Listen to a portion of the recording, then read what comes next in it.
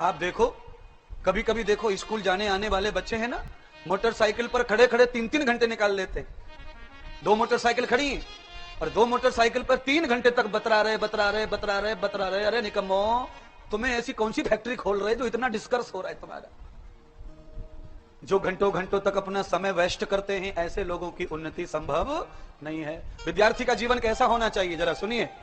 विद्यार्थी का जीवन कैसा होना चाहिए? काक चेष्टाम बको ध्यानम स्वान निद्रम तथैव च अल्पहारी ग्रह त्यागी विद्यार्थी पंच लक्षणम।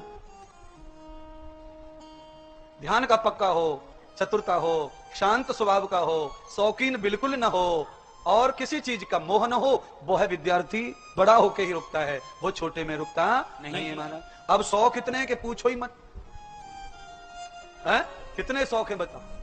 10वीं में लड़की पढ़ रही है, इतने लंबे नाखून। अबे नाखून करने से कौन सी तू साइंटिस्ट बनने वाली है बाबड़ी है?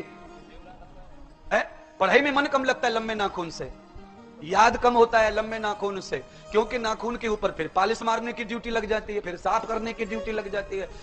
बड़ी मुश्किल है। नहाते समय आंख बचाने की ड्यूटी लग जाती है, हाथ यहां चलता नाखून वहां पहुंच जाता है, तो आंख बचाना मुश्किल है। इसीलिए गुरुजी की तरह गुलाबी गुलाबी नाखून रखने चाहिए, मरे हुए नाखून को बढ़ाना नहीं चाहिए। मरा हुआ नाखून 8 प्रकार की 8000 प्रकार के शरीर मनुष्य के शरीर में जन्म लेते हैं जंतु, और वो जंतु पेट में जन्म लेते हैं, बॉडी में, और बॉडी में ही मरते।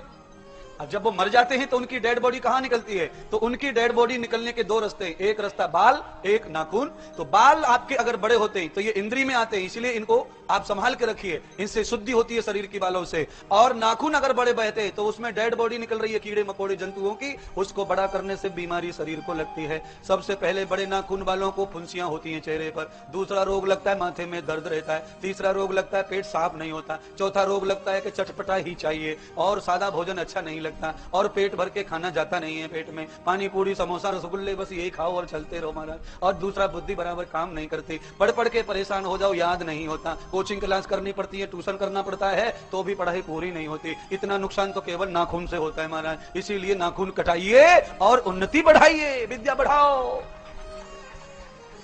अच्छा सच बताना, ये जितने भी चश्मा वाले बुजुर्ग बैठे हैं, ये भी पढ़े बेचारे 10वीं तक, 8वीं तक, 9वीं तक। इनको मालूम है पहले सरकारी स्कूल में बच्चे पढ़ने जाते तो सबसे टीचर क्या करता? लाइन में खड़ा करता, प्रार्थना करता, जनगण मन गाओ, फिर नाखून हाथ दिखाओ, जीभ दिखाओ, दांत दिखाओ। इतनी सारी चेकिंग तो पहले टीचर भी करते थे। गलती मां कर दे, उस गलती को टीचर सुधारते थे, इसीलिए कोई भी बीमार और कोई भी दुष्ट नहीं बनता था। अब टीचर ही पहले से सज के कैटरीना बन के आती है तो स्टूडेंट क्या करे? टीचर के बाल यहाँ ऐसे, यहाँ ऐसे, यहाँ ऐसे, यहाँ कम से कम 5 प्रकार के स्टेप रहते, टीचर के झटके मारती रहती है क्लास में। अब बताओ टीचर झटके मारेगी तो विद्यार्थी क्या करेंगे?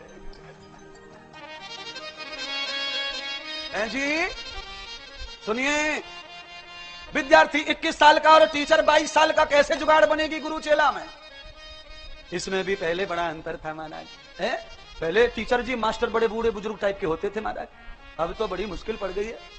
आप किसी भी स्कूल विद्यालय में चले जाओ, सब तरफ जवानी जवानी है, बुढ़ापा है ही नहीं, तो तालमेल बैठे कैसे?